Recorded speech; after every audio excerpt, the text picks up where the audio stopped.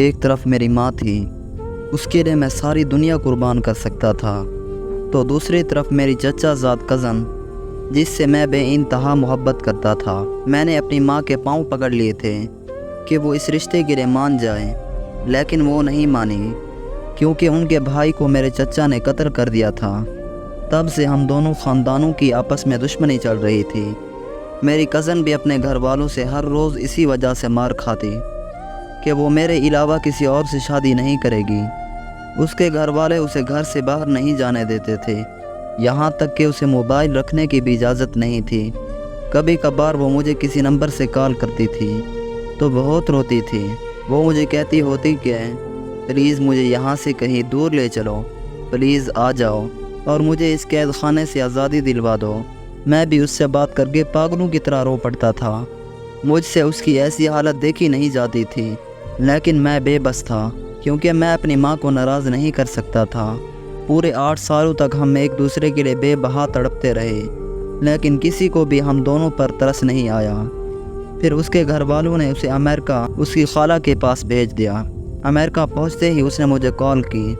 وہ بہت زیادہ خوش تھی کیونکہ اسے قید سے رہائی مل چکی تھی۔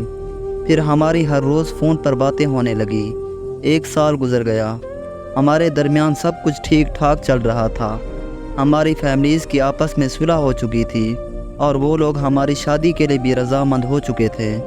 ہم دونوں کی محبت کا سفر کامیاب ہونے جا رہا تھا کہ اچانک اس نے اپنی خالہ کا گھر چھوڑ دیا اور اس نے کسی گورے کے ساتھ شادی کر لی۔ اس خبر نے میری دنیا کو ہلا کر رکھ دیا تھا۔ میں اپنے ہوش و حواس کھو بیٹھا تھا اور میں نے جذبات میں آ کر اپنی نس کاٹ لی، لیکن بدقسمت سے میں بچ گیا۔ پھر میری ماں نے مجھے اپنے سر کی قسم دے کر میری شادی میرے ماموں کی بیٹی کے ساتھ کر دی۔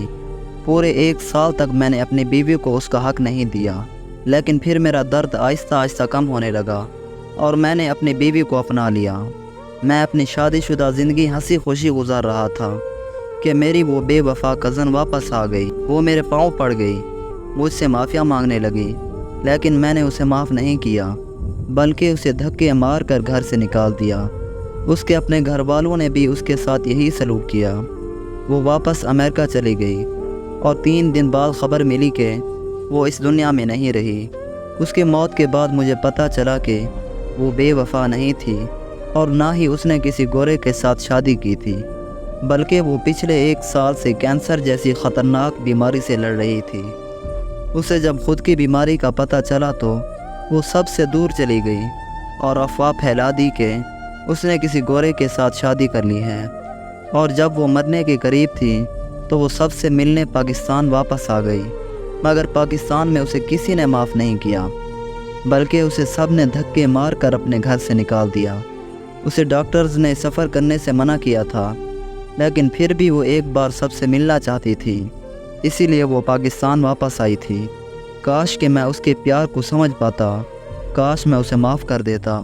وہ تو بیچاری میرے پاؤں میں بیٹھ کر رو رہی تھی، مگر میں نے اسے دھکے مار کر اپنے گھر سے نکال دیا۔ وہ بے وفا نہیں تھی بلکہ میں خود بے وفا نکلا۔